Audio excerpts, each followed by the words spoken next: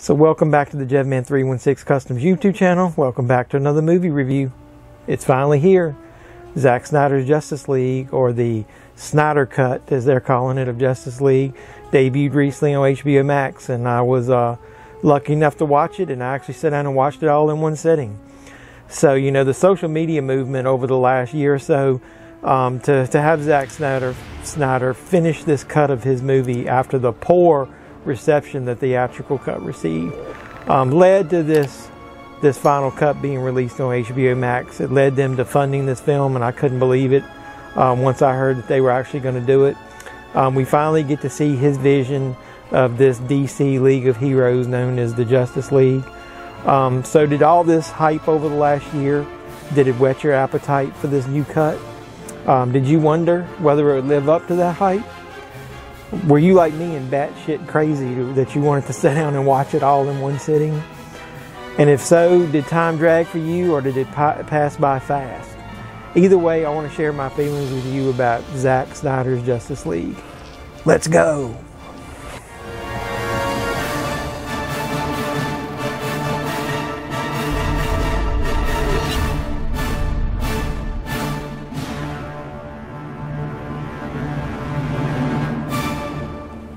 So I remember when the feature film version of Zack Snyder's Justice League was first announced. I was really stoked because I was a super big fan of Batman and Superman growing up. You know, the first two Batman movies, Batman '89 and Batman Returns, were two of my favorite superhero movies of all time. When I was a child, I also loved Superman the movie and Superman 2. We won't talk about the sequels after those two movies in either Heroes film franchise. But with that being said, when I heard that Zack Snyder was gonna, you know, dig into the DC universe, and he started with, you know, Man of Steel, and I don't care what anybody says about the ending of that movie and how it might have dragged. I thought that movie was awesome. I thought it was one of the best Superman versions of Superman that we had since Superman 2. I also loved the Ultimate edition of Batman v Superman. I think that movie gets a lot of unjust hate. It's got one of the damn best fight sequences in that warehouse at the end when Batman goes to save Martha that I've ever seen in a movie. So I don't care what anybody says, that movie has some good attributes.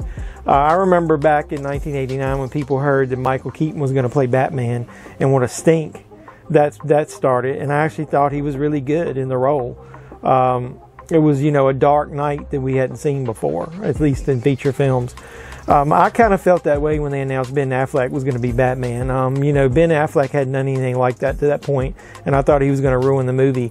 Turns out to be, I think he's turned in one of the best performances as Batman that's ever been. I couldn't wait to see how that character was going to unfold and how he was going to be, you know, the champion to lead these heroes into battle against Steppenwolf and ultimately Darkseid is what I was hoping when they first announced Justice League. So then I remember being all psyched up for the movie and getting into the theater and watching it and coming out and thinking what a big pile of turds that was. And I was wondering, you know, once I heard that they were going to revisit it, was Zack Snyder's, was it that different, his vision? Was he going to be able to take that turd and polish it up? And I just want to give you my thoughts about that in this review video. I will say, though, that as far as the theatrical one goes, I really like the opening of it. And let's just say the first 30 minutes with the introduction of Batman, the introduction of the mother boxes, the introduction of Wonder Woman, and then ultimately Bruce Wayne talking to Aquaman. I thought it was pretty solid, and I didn't know which parts of those that, you know, that Snyder did and which ones we did. But I thought it was a solid, you know, opening to the film. And then it was a damn dumpster fire after that. Everything seemed like it was just thrown together, rushed, just a way to get the heroes together and just a way to get the story going. They rushed everything. The special effects were bad at the end. So it basically started and then immediately took a nosedive. So I came out of that movie totally disappointed and was actually glad, you know, that they had decided they weren't going to do a second one, which obviously led to the single movies that are good. But after seeing this, I ultimately felt we were robbed because Darkseid was obviously going to be the ultimate villain in this. And you see how that story how important role he was going to play leading into the next maybe 2 Justice League movies. So we were all robbed of that story with the piece of crap that got released in theaters. So let me go ahead and just say, in this first section, I'm going to discuss with you what I really love about the Snyder Cut of Justice League after seeing it. So what do I love about it? Pretty much everything that was in that movie compared to what we saw in the theater.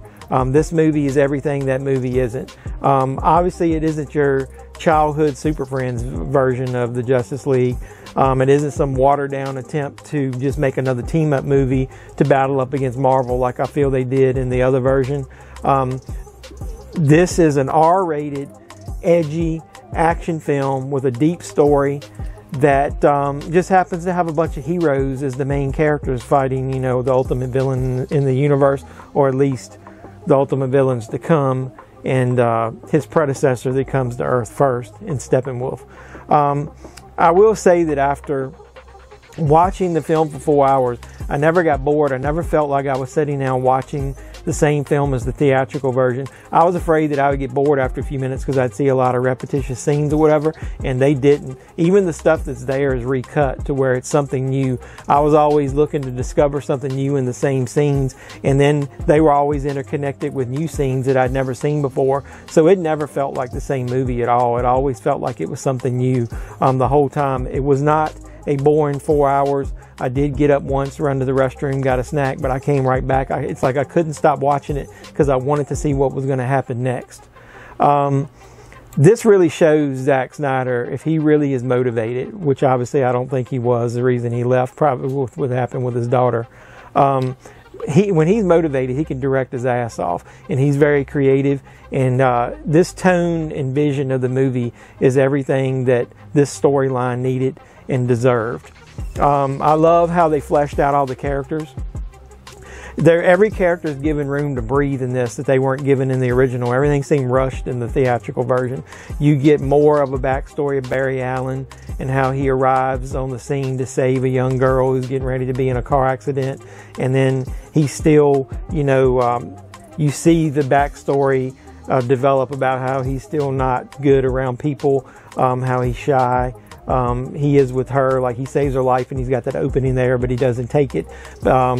You see more backstory, obviously, with Cyborg and his developing story with his father and the relationship there, how it was damaged because his father always put everything into his work, and how that, you know, then his accident and how that led to his father rebuilding him as the Cyborg that we know today.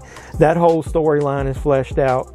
The character in Whedon's version just seemed like it was forced and shoehorned into the story, just to have another character to build up enough people to have a Justice League. In this one, Cyborg is important, and without him, they couldn't even solve the problem at the end with the mother boxes, and there wouldn't be a Justice League without Cyborg. I hate to say that because the character was just so throwaway in the first one. The grittiness and tone of the movie is also so much darker. He changed everything about it. If you look at it, it's bright and shiny in some of the scenes in Whedon's version, and it's kind of dark, gritty, and gloomy in this one because it's supposed to be a world that lost its hero, lost its Superman. Everything about it is grittier, and I'll give you an example, like in the fight scene where Wonder Woman is introduced in this story. Just the details they add to it and expand it is totally different. When she's fighting people and throwing them against the walls, you see blood splatter behind her. She's got that so much force. When she uses her gauntlets to fight off the last villain, just the force of that you see from the outside blows all the windows out and almost blows up the entire floor. And then at the end of it, to show that she still has a heart and wants to connect to the people, she talks to a little girl and basically tells her that she can grow up to be anything, when the girl says that she wants to grow up and be like her. So that whole little section is also expanded. So they dig even deeper into the back, the setting, into how Wonder Woman interacts with people. Like I said, everything is different. It's just the little details that made the movie flow better to me, that interconnected the scenes. Like when the team sits down and tries to have the discussion about whether they should see Superman or not. It tied up one loose end for me because I remember seeing in the trailer you saw that hologram of Superman hovering in the red cape, and I wonder where that was. And that was the computer like demonstrating to them that they could resurrect, Superman when they were going in trying to talk about that. I guess it was it Cyborg that was doing that? I can't remember, but either way, everything's got a little bit different feel. There's even extra scenes of Wonder Woman or Diana interacting with Alfred. There's obviously the extra scene that we all saw in the trailer where you thought Alfred was talking to Superman, and Superman does arrive and talks to Alfred, and Alfred, tells him that he hope he isn't too late.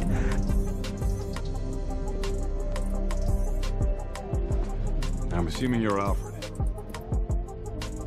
Master Kent, you said you'd come. Now let's hope you're not too late. The huge battle on Earth is now between Darkseid and the combined armies of man, and gods and Amazonians and even Green Lanterns and everybody, as opposed to before when it was Steppenwolf that came down. The expanded explanation of the mother boxes. And how that all links together, and then how that links into the anti-life equation, and I'm not going to get into all that in this video. That's all set up in this one, which would link into the previous movies and set up stuff that could happen in the future sequels. Obviously, they probably wanted to take all of that out because of how grim, bloody that battle was. They wanted to change it, but the toned-down version just seemed kind of blah and didn't really explain anything. I'll give you another example. In the end, when they're in this going down to the reactor and they're going to fight Steppenwolf, around it there still seems to be some people left, including that one family that the Flash saves.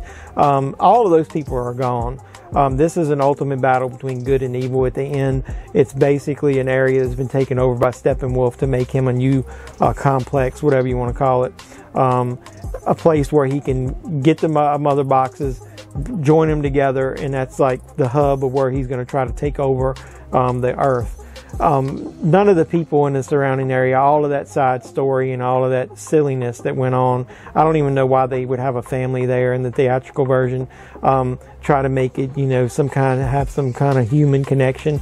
We didn't need all that. The storyline was so much bigger than that. This was about to save Earth, not to save one single family.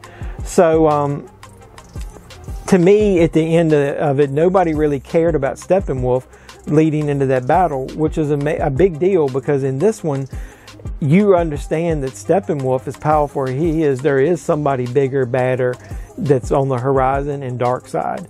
So the final battle to me is just epic, and the way it ends, I won't spoil that. There's almost like, I'm like, damn, I really want another movie so I can see how Darkseid reacts to what happens to Steppenwolf. That scene was badass, and there's no way that anybody could think that the ending battle isn't better than what happened in the theatrical version. That ending was so watered down, it's just ridiculous that anybody would even want to go back and watch that after seeing the Snyder cut, the way that ended. Speaking of the ending, I know a lot of people complained about the epilogue and that how it was too long and that it dragged out, and I agree with that. It was a little long in the tooth, but with that being said, it did present some really good information, especially if we're never going to get another Justice League, and it's kind of a catch-22 because it gets your taste, gets your appetite set for another one, and you don't know if you're ever going to get it. But with that being said, I'd still rather have it than not have it. So you get the Lex Luthor scene with Deathstroke more fleshed out, setting up a possible solo movie with Batman that we'll probably never ever get. You get the interaction between Batman and Joker, which is amazing. I read that Leto filmed up to 4 versions of some of his lines, and a lot of it was ad-libbed, and it's just kick-ass. It's some very adult banter back and forth between Batman and Joker in that, but they addressed what happened to Robin. They addressed what happened to Harley Quinn. They address what's going on with them and why they're together in that nightmare scenario. You see a bad guy, whatever you want to call it, version of Superman show up. There's just so much to digest at the end. The only thing I would take away from it is, if I had to take away anything, would be, I don't know, that Martian Manhunter scene. Was it even needed? Because I was kind of pissed off knowing that Martian Manhunter was around all the time, because with Martian Manhunter being there, that means he was around and let Superman get nuked and didn't do anything about it. And then he also let Superman die at the hands of Doomsday without joining in. What the hell, dude? I don't even know what your powers are, but why didn't you join in the battle there? You could have let somebody know who you were. If you're gonna let somebody know later, why not help out in that movie? But either way, I digress. I don't want to turn that positive into a negative. So fleshing out all that stuff, making the storyline deeper and richer, and then adding the epilogue stuff, everything about Justice League, the Snyder Cut, all of that stuff makes it better than the theatrical. Now, with that being said, I'm not going to be a fanboy and just say that there isn't things that I didn't like. So let's get into what I didn't like about the Snyder Cut. There were a few things, and they're going to seem nitpicky. I kind of missed the opening of the film. I know because the parademons don't seek out fear anymore, and all they really do is seek out, looking for the mother boxes. It would be kind of stupid. You couldn't have Batman interact the way he did with the parademon and try to catch it with the guy, making the thief afraid. But I do wish, because Batman's the one bringing the Justice League together, that they had done something at the very beginning with Batman. Now, I do see, though, with Zack Snyder wanting to link these movies together, starting the movie the way that they did in the theatrical version was horseshit. I don't want to be too vulgar, but it was. Because remember what we started with?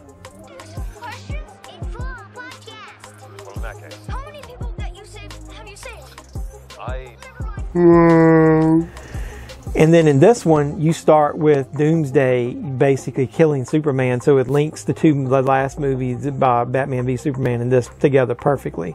Having those two different intros just really starts off the movie on a positive note, because when I sit down to watch the theatrical version and that's the first thing I see, I'm just like, oh God, why did they do this? But with that being said, let's go back to the stuff that I didn't like about it. A couple other things that I didn't like. Another one was some of the music cues. I really liked how Danny Elfman in the original theatrical cut used some of the cues from Batman '89 and some of the John Williams theme song from Superman, his theme intermixed with his. He totally ripped out that whole score and replaced it with a new score, and it's more epic, and there's some kick-ass rock moments when Batman appears. But I do really miss some of those musical cues from the original characters, especially that Batman '89 movie. That movie has a special place in my heart. As you can see, I love Batman '89. So, what else? I really do like the opening too. I thought that the death of Superman and showing how the world mourned him with that, the montage of what's going on in Metropolis, and then having that song Everybody Knows playing in the background, that was pretty damn powerful. And I kind of missed that. I understand if he didn't create that and that wasn't created by him, but with all those damn slow motion shots in there, I was almost thinking that intro was created by Zack Snyder, but I guess it wasn't. So with that being said, there's some dialogue in the movie that I also missed. I know they did try to trim away a lot of the crappy humor that was in it, like Flash when he falls and lands on top of Wonder Woman, and you got that awkward moment. That we didn't need that kind of crap in there. But I did like when the Flash was worried about bringing Superman back to life, and he has that dialogue where he talks about Pet Sematary.